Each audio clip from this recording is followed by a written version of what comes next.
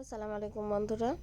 আজকে এটা দেখে বুঝতে পারছেন আমি দুরকমভাবে চিকেন পাকোড়া করেছি, দুরকমভাবে একদম ইজি ওয়েতে করেছি।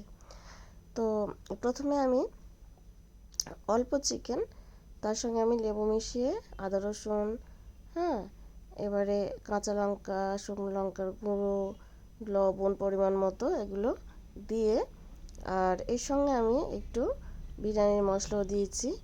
আর দিয়েছি একটা পেস্ট, যেটাতে আমি ধনেপাতা, না ধনেপাতা না, যেটাতে আমি রেখেছিলাম পেঁয়াজ, কাঁচা লঙ্কা আর গোলমরিচ, আর কিছু না, জাস্ট এইটুকু। তো আমি সব কিছু দিয়ে একত্রে মিশিয়ে নিয়েছি, নিয়ে ওর সঙ্গে একটা ডিম ফেটিয়ে দিয়েছি, ডিম ফেটিয়ে দিয়ে ডিমটাও মিশিয়ে নিয়েছি, আর সঙ্গে দিয়েছি অ্যারারুট, অ্যারারুট দিয়ে মিশিয়ে আমি ওটাকে ম্যারিনেট করে রেখে দিয়েছি।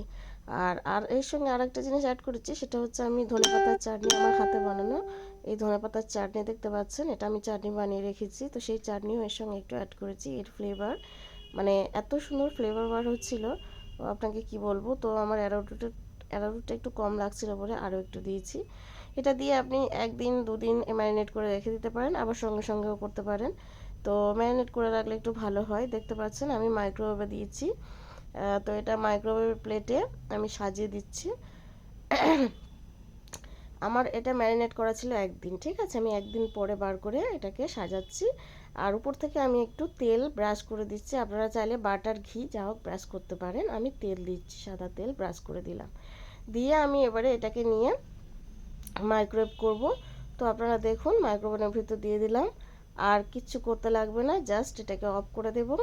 দিয়ে আমি স্লিম ফ্রাইয়ে দেব, স্লিম ফ্রাইয়ে 3 মিনিট করে দিয়েছি, দিয়ে আমি এটাকে অন করে প্রেস করে দিলাম, ঠিক আছে। তো এটা এর মতো হচ্ছে। এবার আমি আরও একটা পদ্ধতি দেখাবো, সেটা তেলে ফ্রাই। তো এ দেখছেন, এই দেখুন কত সুন্দর হয়ে গেছে, দেখতে পাচ্ছেন। তো এটা হলো, আর এটা দেখুন এটা আমার তেলে তেলে ফ্রাই করা। তো আমি প্রথমে আরও খানিকটা নিয়ে তেলের উপর ছেড়ে দিলাম, তেলটা ভালো করে হিট করে নেবেন, নিয়ে তার উপরে ছেড়ে দিয়েছি, দিয়ে প্রথমে একটু অল্প আঁচে দেবেন, দিয়ে উল্টে নিয়ে আর একটু সিদ্ধ হয়ে গেলে তারপরে আপনি ফ্লেমটাকে জোরে করে দেবেন, দিয়ে এটাকে ভাজা ভাজা করে নেবেন। তো পুরো একদম বিয়েবাড়ি বা অনুষ্ঠান বাড়ির মতোই হবে। আর ভিডিওটি ভালো লাগলে অবশ্যই লাইক কমেন্ট শেয়ার করবেন বন্ধুরা, সাবস্ক্রাইব করতে ভুলবেন না। সাবস্ক্রাইব করলে মোটিভেট হই, আর সাবস্ক্রাইব করলে আমার আগ্রহ বাড়ে। দেখতে পাচ্ছেন কত সুন্দর হয়েছে।